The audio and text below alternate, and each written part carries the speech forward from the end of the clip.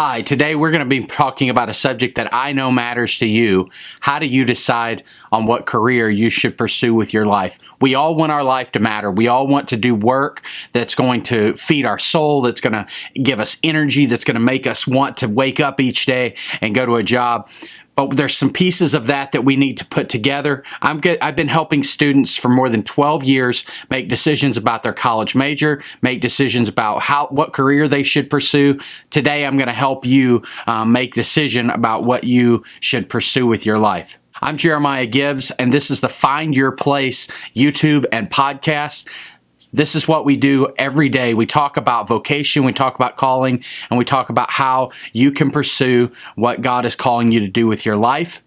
If you want to see more episodes like this, then hit the like button, subscribe to this channel. You can find out more about how you will pursue God's call on your life to a life of work that gives you purpose and meaning. Come back often for stories of how God's calling people into their various work and their careers, and how God may be calling you to work in the world as well.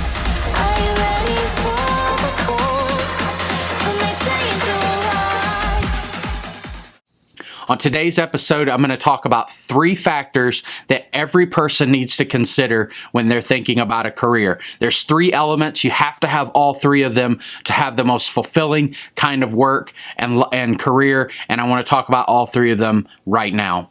You got to pay attention to what you're passionate about.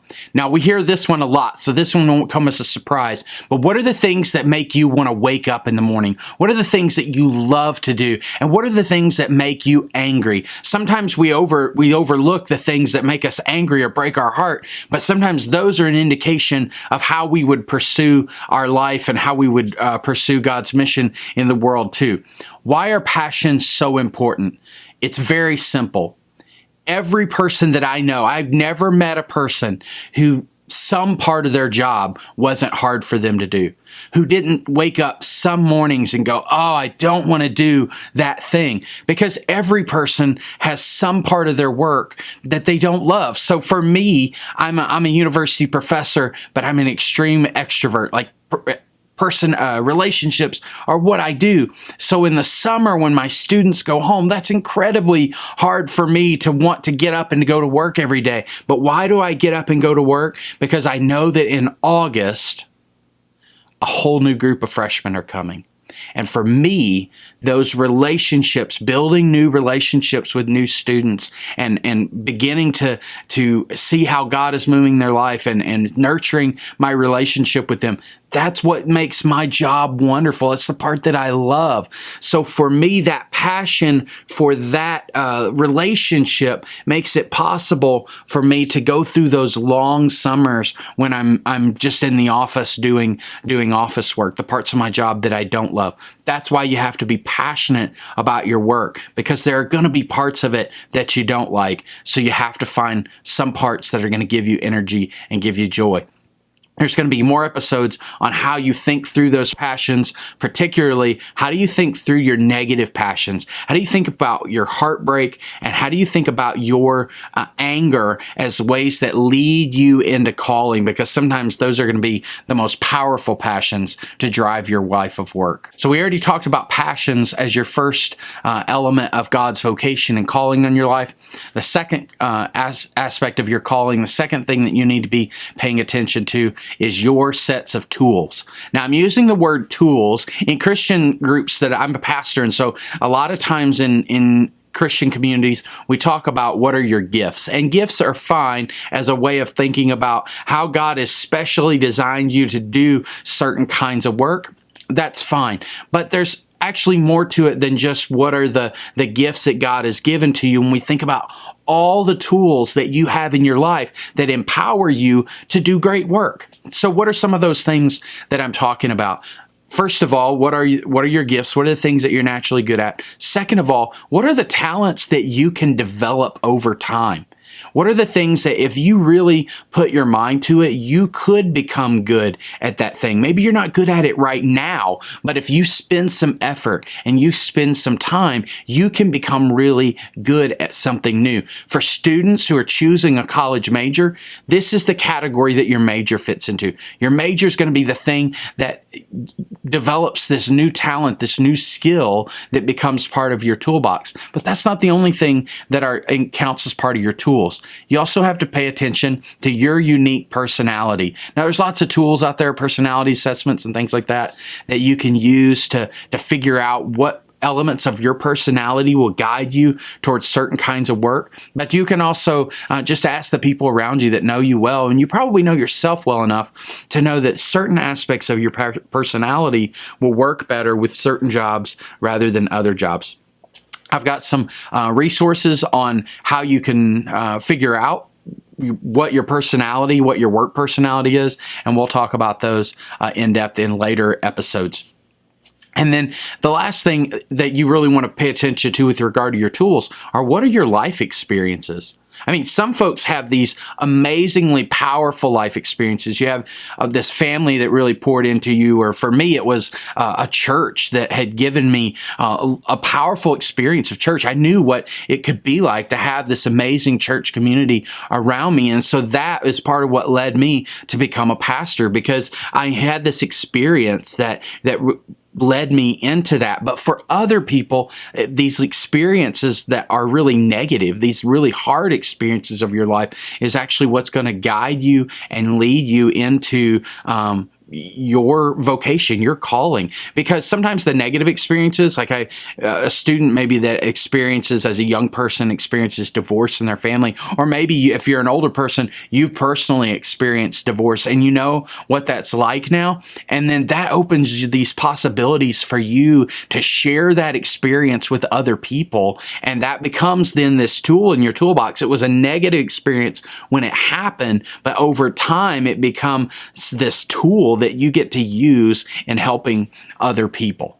So whether we're talking about your personality or your life experiences or the talents and the natural abilities that you have, all of these things together make up your toolbox. Now, your toolbox is important because you want to be effective at what you do. Whatever work you spend yourself on, whatever you do, you want to be a significant member of that team. It's going to mean that you're more successful in your career. It's going to mean that you feel more confidence in the work that you do. So you don't want to just do any job. You want to do a job. You want to pursue a career that you have some skills to offer the people around you. Now, sometimes your tools, your particular skills might look different than other people who are in that career. So sometimes you are going to bring something unique. So don't only think about what the talents are of the people who are in that career, but what are the talents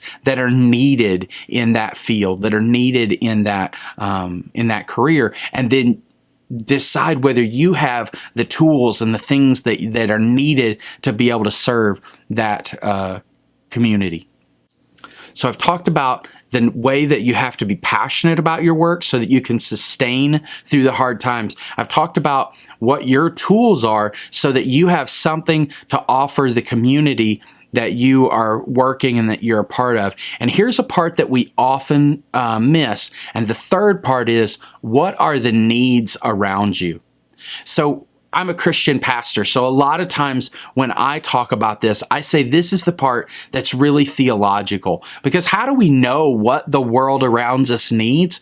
Our values and our theology are going to tell us what's broken in the world, what's not working in the world, what needs somebody to give their life to it. And if you're a Christian, if you're a religious person, a lot of times your faith, for me, that's faith in Jesus Christ and the mission of the church, that's going to guide me and tell me what I should be spending my time on. But for other people, you may not be a religious person, but maybe you have political commitments, or maybe you have a certain kind of philosophy about life or how the world works that are your set of sort of core values.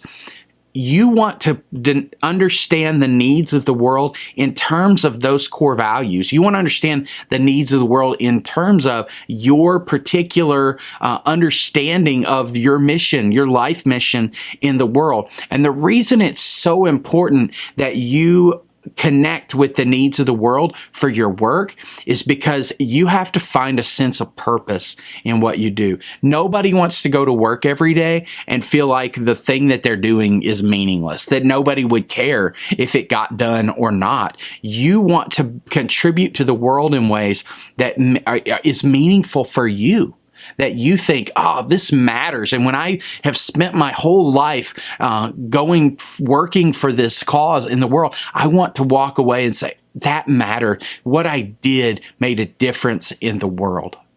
If you're trying to figure out where God is calling you to serve, then I hope you will check out my book, Find Your Place in God's Mission. It's a step-by-step guide for hearing and claiming God's calling on your life. It's incredibly practical. It's filled with stories like you hear on this show. So check the links in the description for a link to purchase the book. You can also win a copy of the book for free. All you have to do is subscribe to this channel and leave a comment on this video. Tell me what you're passionate about in the comments. That will be your entry. Even if you're watching this video long after we've released it, I give away a free copy of the book every week to somebody who's commented during that week. So make sure that you subscribe, leave a comment about your passion, and you could win a free copy. Enter as often as you like just by putting a new comment on one of the Find Your Place videos. Click the link in the description to check out the book. So we've talked about 3 components of calling that you've got to come back to. The first one is, what are you passionate about? What are the things that you love to do? What are the things that break your heart or make you angry? Those are going to be a key indicator of what will give you the drive to keep working when nothing else is fun about your job. It'll keep you going. The second thing is, what are your tools? What are the abilities that you have that you can contribute to the work that you want to do? And then the third thing is, what are the needs in the world? What is your value? What do your values tell you are the needs in the world, and how can you make a difference according to how you understand what the world should look like? So what I want you to do right now, if you can go to my website, jeremiahgibbs.com, and you can download a vocation inventory that will help you organize all these thoughts. If you are going to start working through this idea, then I want to encourage you to go to my website. Links are in the description. That will take you, and you can download an inventory that will help you start to sort through some of these ideas. What are you going to do when you start to fill out this inventory? I want you to go through the inventory and begin to fill out, what are the passions that I have, what are the needs of the world, and what are the tools that I have to be able to offer to it. Once you've got those things together, you're going to go through a process of aligning and finding intersections between your passions, between the tools that you have, and the needs of the world. I often say that God calls us at the place where our tools intersect with our passions at the point of the world's need. So we're going to look for how do our passions intersect with our tools at the point of the world's need, and that's going to be the place that God is calling you to work and to spend yourself in the world.